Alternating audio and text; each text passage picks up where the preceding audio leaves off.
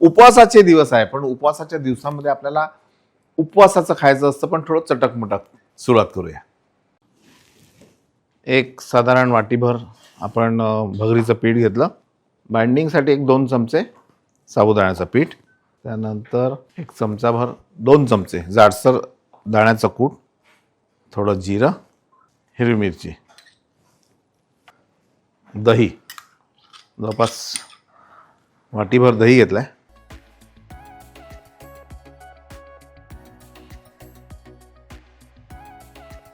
यामध्ये 1 पाव चमचा सोडा, पाणी. जसं आपलं उत्तपम बनवताना जेवढं आपण पाणी घालतो तेवढी कन्सिस्टन्सी असावी. आणि नंतर मग पाणी घातल्यावर फायनल आपण मीठ घालणार याच्यात. आणि मीठ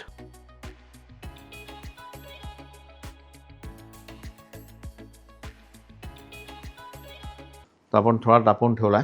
हे छान एकजीव झालं की आपला तवा पाहायचा एकदा चेक करून.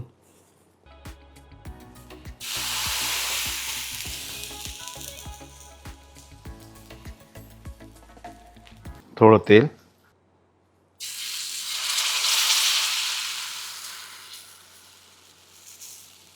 आणि त्यावर मी हे पनीर घालतोय केसेल. ते बघा कसं छान याला छिद्र छिद्र पडलेले आहेत.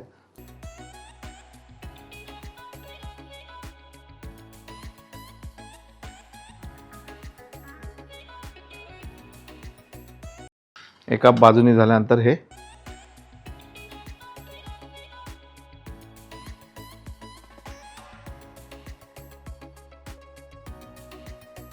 आता यामध्ये आपण जी चटणी घालतोय ती मी वाटत नाही आहे. बघा कशी करतो. सगळ्यात पहिले दही, एक साधारण 3-4 चमचे, त्यामध्ये ओलं खोबरं, हिरवी मिरची बारीक केलेली, साखर, दाण्याचा कूट, कोथिंबीर आणि चवीनुसार मीठ.